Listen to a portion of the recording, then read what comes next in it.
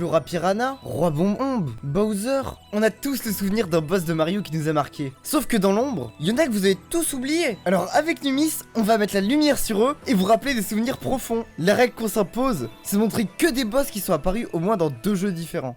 Siroc. Si vous avez eu une Nintendo 64 dans votre enfance, vous savez de qui je veux parler. Vous vous souvenez du niveau du désert dans Super Mario 64, avec les tornades, les sables mouvants et ce putain de condor qui te chourave ta casquette? God, get away from me, bird. Ah! Oh no! They took my fucking hat! Eh bien Siroc se trouve ici, et plus exactement dans cette grande pyramide. Il faudra d'abord enfoncer les 4 piliers de la foi, ce qui vous permettra d'accéder à une entrée sur le toit. Une salle secrète jusqu'ici inaccessible vous sera alors ouverte. Et étrangement, vous vous rendez compte que cette salle est vide. Alors vous décidez d'avancer et de monter sur l'autel, quand tout d'un coup... Oui, voilà à quoi ressemble notre ami Siroc. Une main gauche et une main droite avec un œil sur chaque paume. En y réfléchissant, son nom n'est donc pas anodin, puisque Si fait référence au cyclope de la mythologie grecque, et Roc Bon, t'as fait LV1 anglais au collège, je t'explique pas. Le combat en soi n'est pas compliqué, il suffit juste de frapper 3 fois à chaque main tout en évitant de se faire écraser ou de se faire pousser dans le vide. Une fois vaincu, Siroc nous donna l'étoile de puissance avant de s'engouffrer dans un sommeil éternel, tout en nous proclamant au passage le nouveau pharaon. Merci. On pourrait croire que ce boss allait rapidement tomber dans les oubliettes, mais c'est pas tout à fait vrai. La seconde fois on a pu le revoir, c'était en 2004, soit 8 ans après sa première apparition, dans le remake DS de Super Mario 64. Puis un an plus tard, dans Mario Kart DS, où on peut l'affronter en tant que boss du niveau 2 du mode mission. Et après ça, plus de nouvelles, jusqu'en 2018, soit 13 ans plus tard, où sort Mario Tennis S6 sur Switch. Lors du mode histoire, vous devez à un moment vous rendre au sommet du pic à glace. Sauf que, pour y arriver, déjà faut jouer au tennis en plein milieu de la circulation, comme si c'était le bon moment, mais surtout vous devez combattre le golem de glace. Et surprise, ce golem de glace ressemble exactement à notre fameux Siroc, sauf qu'ici il est de type glace. Et petite subtilité de la part de Nintendo, on passe d'un combat plutôt simpliste dans Mario 64 à un combat horriblement dur, sa mère le bulldozer dans Mario Tennis. Je vous explique brièvement, il faut tout d'abord réussir à faire une dizaine d'échanges de balles sur un seul glissant, puis faire une frappe instinct sur une des 2 mains qui protège l'autre, ensuite refaire une frappe instinct sur l'autre main assommée pour lui faire retirer de la vie. Faites tout ce que je viens de dire 3 fois sans défoncer votre raquette et c'est fini. C'est easy, non? J'ai rien compris. Si vous arrivez à le vaincre, félicitations, vous pouvez sortir victorieux de ce match, après quelques raquettes pétées et de bonnes grosses tantinites, putain j'ai mal. Tatanga. Est-ce que vous vous souvenez de Super Mario Land? Mais si! Ce jeu avec la bonne vieille Game Boy en noir et blanc, où tu ne pouvais pas jouer dans le noir, sinon tu voyais que dalle. Et bien sûr sur ce jeu, est-ce que vous vous souvenez du boss final? Indice, c'est pas Bowser. Pour ceux qui n'ont pas connu le jeu, laissez-moi vous raconter un peu le scénario. Tout d'abord, Super Mario Land prend pas place au Royaume Champignon, mais à Sarasaland. Un monde totalement différent du Royaume Champignon, avec ses propres paysages, ses propres habitants, et Tatanga. Il est dit dans le manuel du jeu que Tatanga est un extraterrestre venu de l'espace pour conquérir le royaume de Sarasland, tout en capturant la princesse Daisy pour l'emmener à l'autre bout du monde, et en hypnotisant tous les habitants du royaume au passage. Après un long voyage et une fois avoir combattu le petit nuage au nom imprononçable, vous affrontez Tatanga accompagné de son vaisseau qui possède un nom, ma foi, discutable. Le combat est un shoot 'em up classique, il vous suffit juste de tirer sur le vaisseau de Tatanga tout en évitant ses projectiles. Un boss final classique mais original qui a dû marquer les joueurs de l'époque. On retrouvera Tatanga une 2e fois dans la suite du premier jeu, Super Mario Land 2. Dans la zone de l'espace, vous pouvez de nouveau l'affronter lui et son vaisseau en tant que simple boss. Bon, certes, il est pas autant mis en avant que dans le premier opus, mais on arrive toujours à le reconnaître. Avec le succès des 2 jeux sur Game Boy, on pouvait s'imaginer que Tatanga allait faire son apparition dans plein d'autres jeux et devenir un boss incontournable de la série des Mario. Eh ben non, à aucun autre moment on ne pourra l'affronter, il sera totalement absent dans Super Mario Land 3, et les 2 autres fois on pourra le voir, ou du moins son sprite, c'est en trophée dans Super Smash Bros Melee, en tant qu'esprit sur Super Smash Bros Ultimate, et voilà. On pouvait pas faire pire descente aux enfers que ça, hein. Les Begopic. Alors ce boss est un peu spécial. Avant de parler directement de Mario Kart Wii, il me faut d'abord établir le contexte. Dans Super Mario Galaxy 1 et 2, parfois dans certains niveaux, vous aurez la chance de croiser des petites toupies rouges toutes choupies, les Begopic. À première vue, elles ont l'air inoffensives, et pourtant, préparez-vous à les détester, car elles n'hésiteront pas à vous foncer dessus à chaque fois que vous passerez dans leur champ de vision. Nani?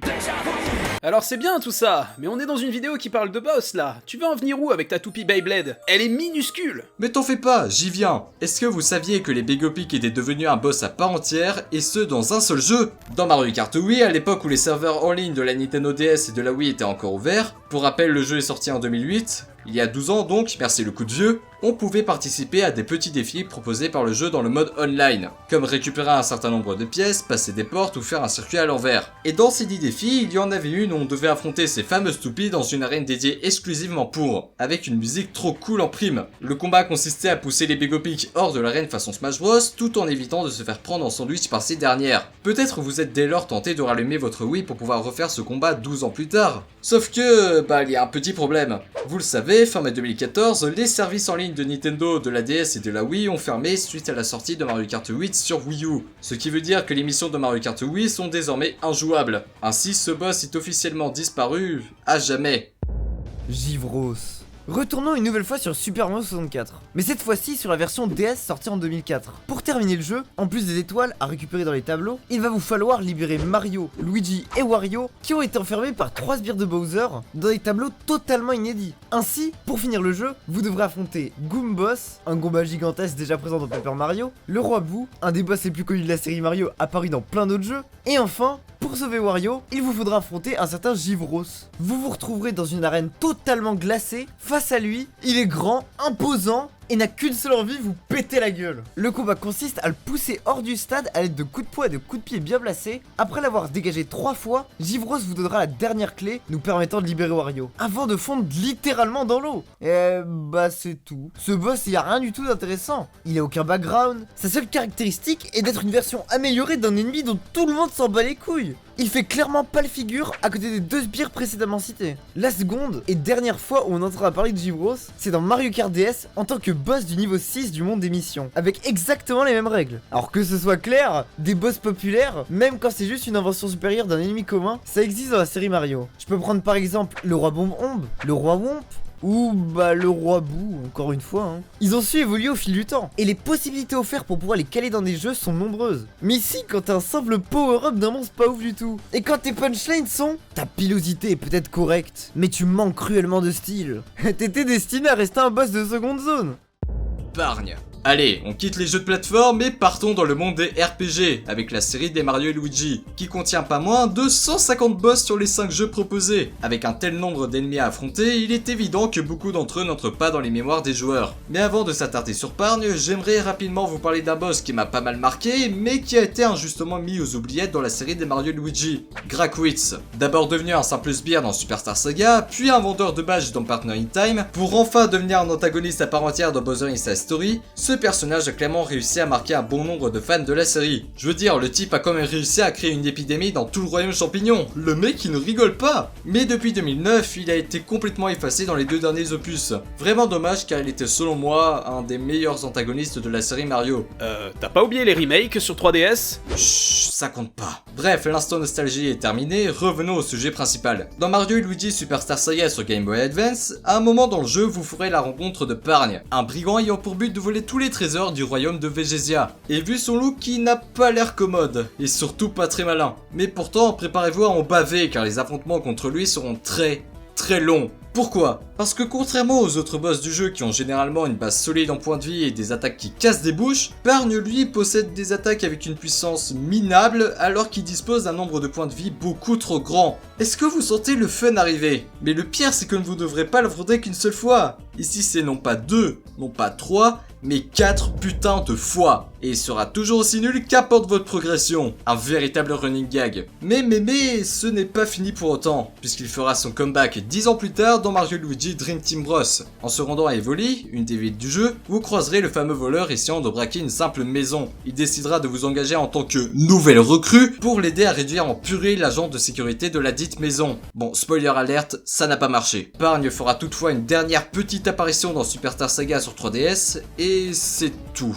Ce qu'il est de triste, c'est qu'il y a peu de chances pour qu'on puisse le revoir un jour, et ce pour 2 raisons. Premièrement, et la plus logique, la faillite d'Alpha Dream qui présage rien de bon quant à l'avenir de la série. Et deuxièmement, et c'est le pire, notre brigand s'est fait totalement voler la vedette par un autre personnage en 2012, Carotin. Et je pense que ce personnage vous parle bien plus que Pargne à l'heure actuelle. Contrairement à ce dernier, il a eu le prestige d'apparaître dans beaucoup d'autres jeux. Des jeux de plateforme, des jeux de sport, des jeux de combat, et même dans le dernier épisode de Mario et Luigi. Là on a atteint la limite de la provocation. Scarabos. En faisant cette vidéo, on voulait absolument parler d'un des boss de Mario Galaxy 1 et 2. Bien que la plupart ont fait leur apparition exclusivement dans ces deux jeux, certains ont su marquer les joueurs encore aujourd'hui. C'est le cas notamment pour Polta dans la Galaxie des Fantômes, qui est considéré pour certains comme un, si ce n'est le boss le plus dur du jeu. En parcourant la liste des boss du premier Mario Galaxy, on est tombé sur un dont on a totalement oublié l'existence. En atterrissant au royaume des abeilles, pour aller récupérer la 3ème étoile, on vous demandera de littéralement exterminer le clan Scarabée, qui sont venus envahir le royaume des abeilles. Après avoir volé vers l'île voisine, un scarabée vert immense vous tombe dessus. Il a un seul objectif, vous bouffer tout cru. C'est Scarabos, le chef du clan Scarabée. Pour le vaincre, c'est tout simple. Il vous faudra faire des charges au sol sur son dos avec l'aide du costume abeille. Après l'avoir écrasé une première fois, il se mettra à voler et à balancer des bombes à partir de son abdomen. Ouais, c'est dégueulasse. Refaites 2 charges au sol sur son dos et il sera vaincu, lâchant une super étoile qui vous permettra de continuer votre aventure. Bon, vous le savez, c'est un des premiers boss du jeu. Son affrontement n'est pas compliqué et mémorable. Enfin, pour moi, la seule difficulté pour le battre n'est pas le boss en lui-même, mais ce putain de costume abeille avec sa maniabilité horrible. Ouais, on peut le comprendre assez vite, ce boss est très peu ouf. Il est plutôt considéré comme un tuto qui nous apprend à comment bien utiliser le pouvoir de l'abeille. Toutefois, Scarabos sera présent dans le second opus de Mario Galaxy, cette fois-ci dans le monde Sidéral. Sauf que pour y accéder, pas de phase de plateforme. Mieux, et attention, vous êtes pas prêts, vous devez donner 70 pièces au goinfre Luma pour qu'il fasse apparaître la planète où se trouve le monstre. Oui, vous m'avez bien entendu. Vous devez dépenser 70 pièces pour pouvoir combattre un boss qui se fait démonter en même pas de 2 minutes. Et sincèrement, je pense pas me tromper en vous disant que ce qui est le plus dur entre combattre le Scarabos et nourrir le goinfre Luma, c'est clairement la deuxième option. T'as pas le droit à l'erreur. Si t'oses oublier une serait-ce qu'une seule petite pièce, t'es baisé.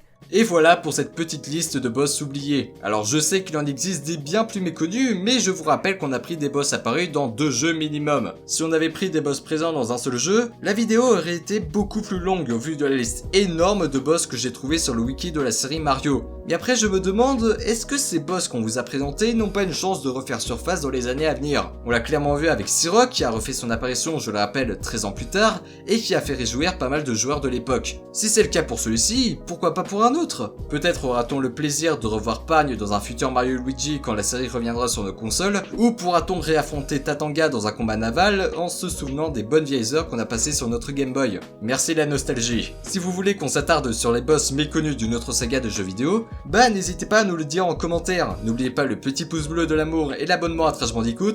C'était Numis et Aspaz, allez les amis, ciao!